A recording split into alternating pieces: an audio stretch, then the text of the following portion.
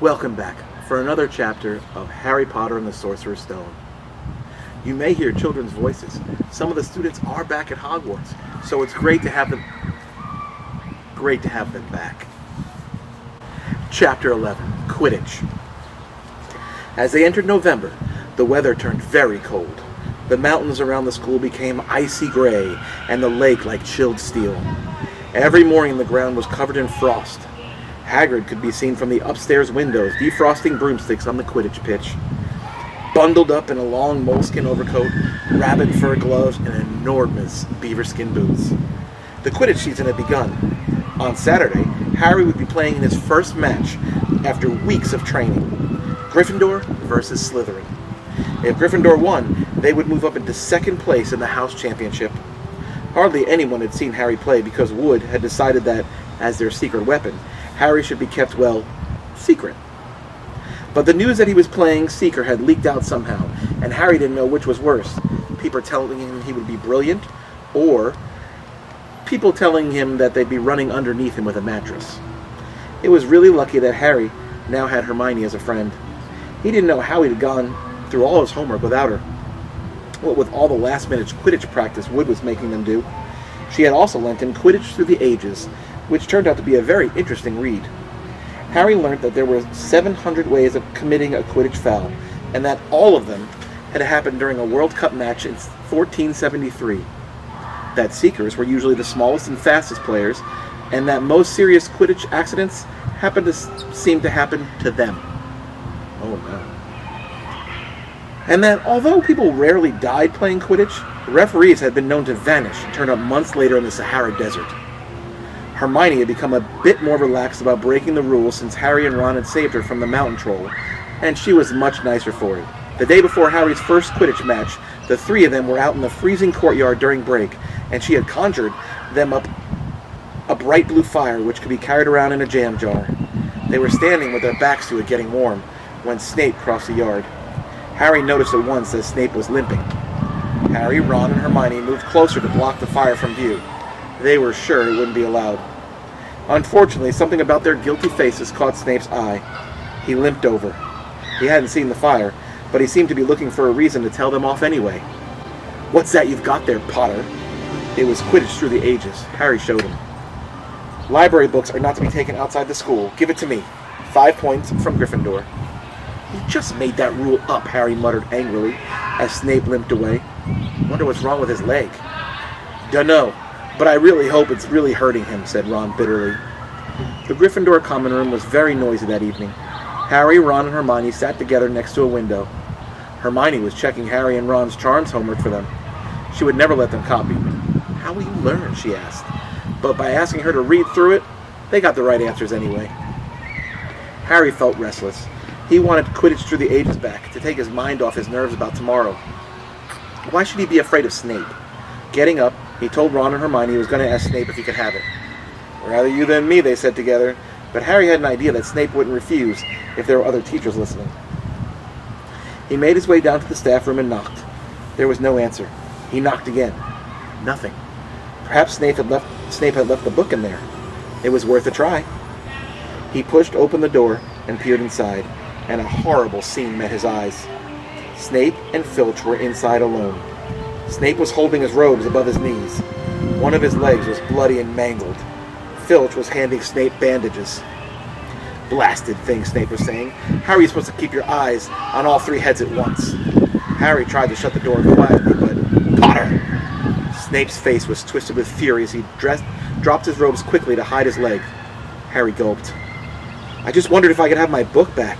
"Get out! Out!" Harry left before Snape could take any more points from Gryffindor. He sprinted back upstairs. "Did you get it?" Ron asked as Harry joined them. What's the matter?" In a low whisper, Harry told them what he'd seen. "You know what this means," he said breathlessly. "He tried to get past that three-headed dog at Halloween. That's where he was going when we saw him. He's after whatever it's guarding. And I bet my broomstick he let that troll in to create a diversion." Hermione's eyes were wide. No, he wouldn't, she said. I know he's not very nice, but he wouldn't try to steal something Dumbledore was keeping safe. Honestly, Hermione, you think all the teachers are saints or something, snapped Ron. I'm with Harry. I wouldn't put anything past Snape. But what's he after? What's that dog guarding? Harry went to bed with his head buzzing with the same question. Neville was snoring loudly, but Harry couldn't sleep. He tried to empty his mind. He needed to sleep. He had to. He had his first Quidditch match in a few hours. But the expression of Snape's face when Harry had seen his leg wasn't easy to forget. The next morning dawned very bright and cold. The great hall was full of delicious smells of fried sausage and the cheerful chatter of everyone looking forward to a good Quidditch match. You gotta eat some breakfast. I don't want anything. Just a bit of toast, wheedled Hermione. I'm not hungry. Harry felt terrible. In an hour's time, he'd be walking to the pitch. Harry, you need your strength, said Seamus Finnegan. Seekers are always the ones who get nobbled by the other team. Thanks, Seamus, said Harry, watching Seamus pile ketchup on his sausage. By 11 o'clock, the whole school seemed to be out in the stands around the Quidditch pitch. Many students had binoculars. The seats might be raised high in the air, but it was still difficult to see what was going on sometimes. Ron and Hermione joined Neville, Seamus, and Dean, the West Ham fan, up in the top row. As a surprise for Harry, they had painted a large banner on one of the sheets Scabbers had ruined. It said, Potter for President, and Dean, who was good at drawing, had done a large Gryffindor line underneath. Then Hermione had performed a tricky little charm so the paint flashed different colors. Meanwhile, in the changing rooms, Harry and the rest of the team were changing to their scarlet Quidditch robes. Slytherin would be playing in green. Wood cleared his throat for silence. Okay, men, he said. And women, said Chaser Angelina Johnson. And women, Wood agreed. This is it. The big one, said Fred Weasley. The one we've all been waiting for, said George. We know Oliver's speech by heart, Fred told Harry. We were in the team last year. Shut up, you two, said Wood. This is the best team Gryffindor's had in years. We're going to win. I know it. He glared at them all to say, as if or else. Right, it's time. Good luck, all of you. Harry followed Ron and George out of the changing room, and, hoping his knees weren't going to give way, walked down onto the pitch to loud cheers. Madam Hooch was refereeing. She stood in the middle of the pitch, waiting for two teams, her broom in hand. Now, I want a nice fair game, all of you, she said once they were gathered around her. Harry noticed that she seemed to be speaking particularly to the Slytherin captain, Marcus Flint, a fifth year. Harry thought Flint looked as though he had some troll blood in him. Out of the corner of his eye, he saw the fluttering banner high above, flashing Potter for President over the crowd. His heart skipped. He felt braver. Mount your brooms, please. Harry clambered on his Nimbus 2000. Madam Hooch gave a loud blast on her silver whistle. 15 brooms rose up high into the air. They were off. And the quaffle was immediately taken by Angelina Johnson of Gryffindor. What an excellent chaser that girl is, and rather attractive too. Jordan! Sorry, Professor. The Weasley's twins' friend, Lee Jordan, was doing the commentary for the match, closely watched by Professor McGonagall. And she's really belting along up there. A neat pass to Alicia Spinnet, a good find of Oliver Woods, last year's only reserve. Back to Johnson, and no! Slytherin have taken the quaffle. Slytherin, Captain Marcus Flint gains the quaffle, and off he goes. Flint flying like an eagle up there. He's going to No! Stop by an excellent move by the Gryffindor keeper Wood. And Gryffindor take the quaffle. That's Chaser Katie Bell of Gryffindor there. Nice dive around Flint. Off up the field, and ouch! That must have hurt. Hit in the back of the head by a bludger. Quaffle taken by Slytherin. That's Adrian Pusey speeding off towards the goalpost. But he's blocked by a second bludger. Sent on his way by Fred or George Weasley, can't tell which. Nice play by the Gryffindor beater anyway. And Johnson back in possession of a quaffle. A clear field ahead, and off she goes. She's really flying. Dodges a speeding bludger. The goalposts are ahead. Come on now, Angelina. Keeper Bletchley dives, misses. Gryffindor score. Gryffindor cheers filled the cold air with howls and moans from the Slytherins. Budge up there, move along. Hagrid. Ron and Hermione squeezed together to give Hagrid enough space to join them. Been watching from me hut, said Hagrid, putting a large pair of binoculars around his neck. But it isn't the same as being in the crowd. No sign of the snitch yet? Nope, said Ron. Harry hasn't much to do yet. Keep out of trouble, though. That's something, said Hagrid, raising his binoculars and peering skyward at the speck that Harry was. Way up above them, Harry was gliding over the game, squinting about for some sign of the snitch. This was part of his and Wood's game plan. Keep out of the way until you catch sight of the snitch, Wood said. We don't want you attacked before you have to be. When Angelina had scored, Harry had done a couple of loop-de-loops to let out his feelings. Now he was back to staring around for the snitch. Once he caught sight of a flash of gold, but it was just a reflection from the Weasleys' wristwatches. And once a bludger decided to come pelting his way, more like a cannonball than anything. But Harry dodged it, and Fred Weasley came chasing after it. All right there, Harry, he had time to yell as he beat the bludger furiously back towards Marcus Flint. Slytherin in possession, Lee Jordan was saying. Chaser Pussy ducks 2 bludgers, 2 Weasleys, and a chaser. And Chaser Bell speeds towards the... Wait a moment. Was that the snitch? A murmur ran through the crowd as Adrian Pussy dropped the quaffle, too busy looking over his shoulder at the flash of gold that had passed by his left ear. Harry saw it. In a great rush of excitement, he dived downwards after the streak of gold. Slytherin seeker Terence Higgs had seen it too. Neck and neck, they hurtled towards the snitch. All the chasers seemed to have forgotten what they were supposed to be doing as they hung in midair to watch. Harry was faster than Higgs. He could see the little round ball, wings fluttering, darting up ahead as he put on an extra burst of speed. Wham! A roar of rage echoed from the Gryffindors below. Marcus Flint had blocked Harry on purpose, and Harry's broom sped off course, Harry holding on for dear life. Foul! Cried the Gryffindors. Madam Hooch spoke angrily to Flint and then ordered a free shot at the goalpost for Gryffindor. But in all the confusion, of course, the golden snitch had disappeared from sight again. Down in the stands, Dean Thomas was yelling, "Send him off, ref! Red card!" "This isn't football, Dean," Ron reminded him. "You can't send people off in Quidditch. And what's a red card?" But Hagrid was on Dean's side.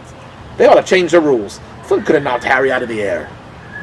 So, after that obvious bit and disgusting bit of cheating, "Jordan," growled Mrs. McGonagall. "I mean, after that open and revolting foul. Jordan, I'm warning you." All right. Flint nearly kills a Gryffindor seeker, which I'm sure could happen to anyone. So, a penalty to Gryffindor, taken by Spinet, who puts it away, no trouble, and we continue play. Gryffindor still in possession. It was as Harry dodged another bludger, which went spinning dangerously past his head, that it happened. His broom gave a frightening, sudden lurch. For a split second, he thought he was going to fall. He gripped the broom tightly with both his hands and knees. He had never felt anything like that. It happened again. It was as though the broom was trying to buck him off. But Nimbus 2000s did not suddenly decide to buck their riders off.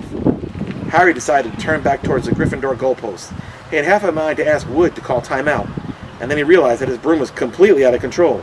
He couldn't turn it. He couldn't direct it. He couldn't direct it at all. It was zigzagging through the air, and every now and then making violent swishing movements that had almost unseated him. Lee was still commentating. Slytherin in possession. Flint with the quaffle. Passes Spinet, passes Bell, hit hard in the face by a bludger. Hope it broke his nose. Only joking, Professor. Slytherin scores. Oh, no. The Slytherin were cheering. No one seemed to have noticed that Harry's broom was behaving strangely. It was carrying him slowly higher, away from the game, jerking and twitching as it went. "Don't know what Harry thinks he's doing," Hagrid mumbled. He stared through his binoculars. "If I didn't know better, I'd say he lost control of his broom." But he can't have. People were pointing at Harry all over the stands. His broom had started to roll over and over, with him only just managing to hold on. Then the whole crowd gasped. Harry's broom had given a wild jerk, and Harry swung off it. He was now dangling from it, holding on with only one hand. "Did something happen to it when Flint blocked him?" Seamus whispered. "Can't have," Hagrid said, his voice shaking. "Can nothing interfere with a broomstick except powerful dark magic. No kid could do that to a Nimbus 2000. At these words, Hermione seized Harry's binoculars, but instead of looking at Harry, she started looking frantically at the crowd. "What are you doing?" moaned Ron, gray-faced. "I knew it," Hermione gasped. "Snape, look!" Ron grabbed the binoculars. Snape was in the middle of the stands opposite them. He had his eyes fixed on Harry, and he was muttering nonstop under his breath. "He's doing something. Jinxing the broom," Hermione said. "What should we do?" "Leave it to me." Before Ron could say another word, Hermione had disappeared. Ron turned the binoculars back on Harry. His broom was vibrating so hard, it was almost impossible for him to hang on much longer. The whole crowd were on their feet, watching terrified as the Weasleys flew up to try and pull Harry to safety onto one of their brooms. But it was no good. Every time they got near him, the brooms would jump higher still. They dropped lower and circled beneath him, obviously hoping to catch him if he fell. Marcus Flint seized the quaffle and scored 5 times without anyone noticing. "Come on, Hermione," Ron muttered desperately. Hermione had fought her way across the stands to where Snape stood and was now racing along behind them.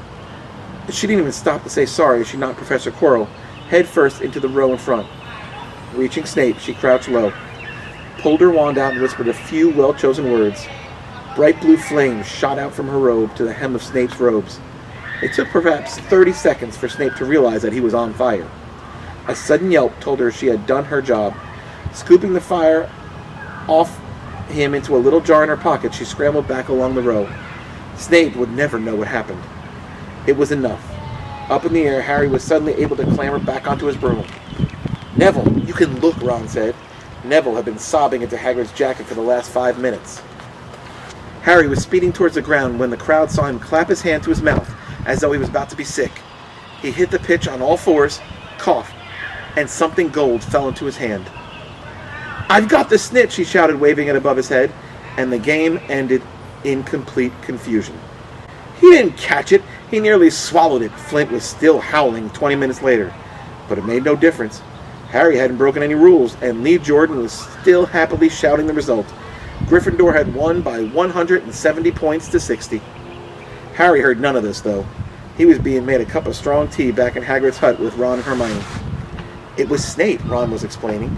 "Hermione and I saw him. He was cursing your broomstick and muttering.